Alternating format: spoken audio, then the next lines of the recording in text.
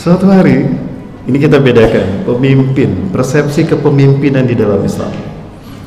Pemimpin di dalam Islam bukan penguasa. Sekali lagi, pemimpin di dalam Islam bukan penguasa. Karena yang berkuasa itu Allah. Maka jika ada yang mengatakan pemimpin kita penguasa, itu salah. Baik, saya tanya nih sama Bapak Ibu sekalian, tapi mohon maaf, ini hanya mencoba untuk mempersepsikan yang benar. Hari ini yang paling berkuasa di dunia ini siapa, Bapak Ibu? Iya, siapa Pak? Amerika ya? Amerika.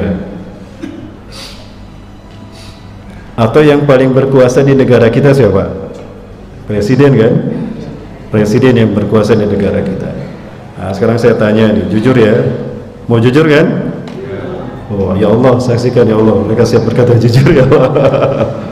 Yang berkuasa di negara ini presiden. Saya tanya sekarang, beranikah Bapak Ibu berkorban nyawa untuk Bapak Presiden?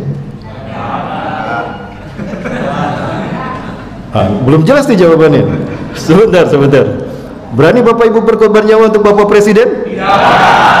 Berkorban harta? Oh, kok gitu sama presiden? Sekarang saya tanya, beranikah Bapak Ibu berkorban nyawa membela Rasulullah? Amin. Allahu Akbar. Jadi siapa yang paling berkuasa? Rasulullah. Betapapun secara fisik beliau tidak ada, kita sanggup berkorban nyawa dan harta demi membela beliau. Padahal beliau sudah tidak ada bersama kita. Jadi kekuasaan tidak mesti diukur ada tidaknya mereka di sisi kita. Inilah yang arti kepemimpinan di dalam Islam. Pemimpin di dalam Islam bukan penguasa. Penguasa itu Allah Azza wa Jalla. Baik, saya berikan contoh.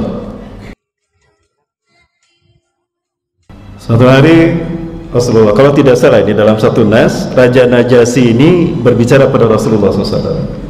Ya Rasulullah, kuntu malikan fi Najasyi, fi biladi. Wahai Rasulullah, aku ini raja di negaraku, di Najasyi, aku ini raja. Aku punya rakyat di mana rakyatku tunduk patuh pada kata-kataku. Semua kata-kataku ini sakral di mata mereka.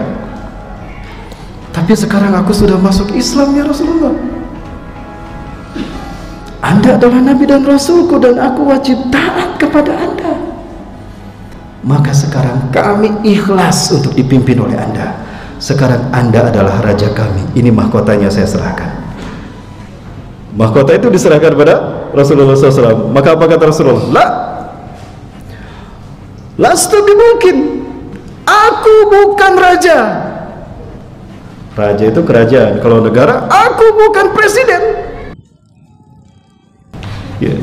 Lastu bimungkin. Lakinnani Abdullah, Nabiullah wa Rasulullah.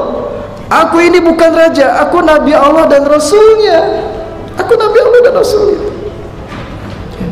Kamulah raja mereka. Anta malikuhum, anta malikuhum.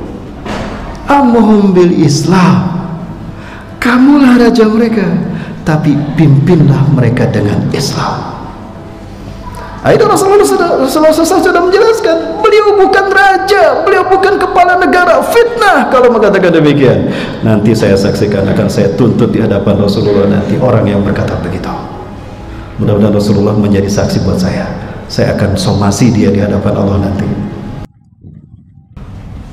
Dia menghinakan Rasulullah. Dan ini semua bukti bahwa ketika Islam berdiri tegak, ketika kepemimpinan di dalam Islam berdiri tegak, maka tidak akan ada yang terancam, apakah itu kerajaan, apakah itu negara, ataupun nasionalisme. Maka fitnah yang mengatakan apabila khilafah tegak, negara akan bubar.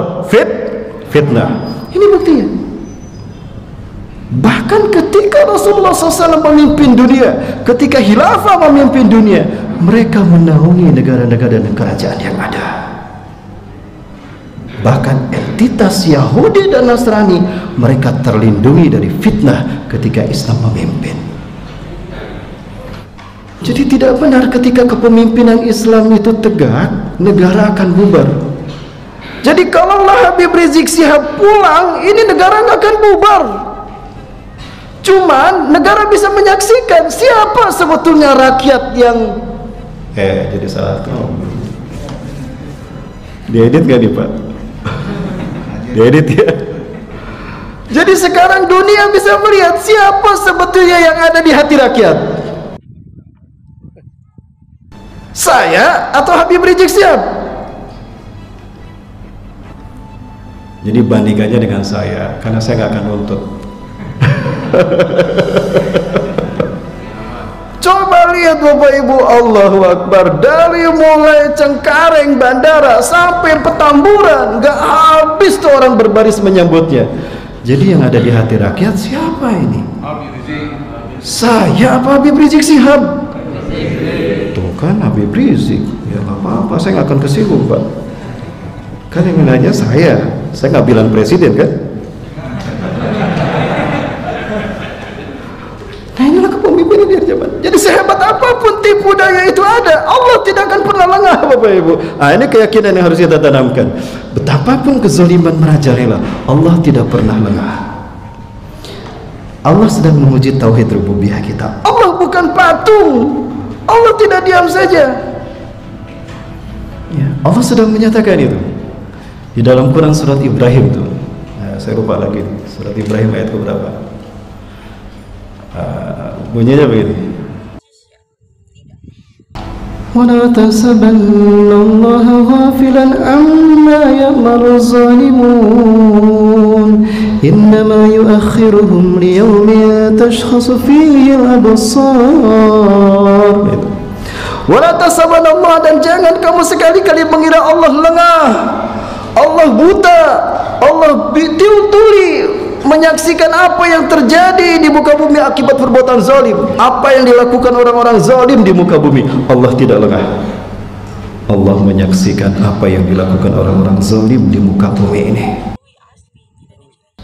Dan ketika mereka merajalela, bukan berarti Allah membiarkannya, tidak. Innama yu'akhiruhum liyaumin tashkhasu fihi al-absar. Sesungguhnya Allah sedang menangguhkan mereka sampai pada satu hari di mana mata mereka terbelalak. Betapa tipu daya mereka hancur, tidak ada artinya sama sekali.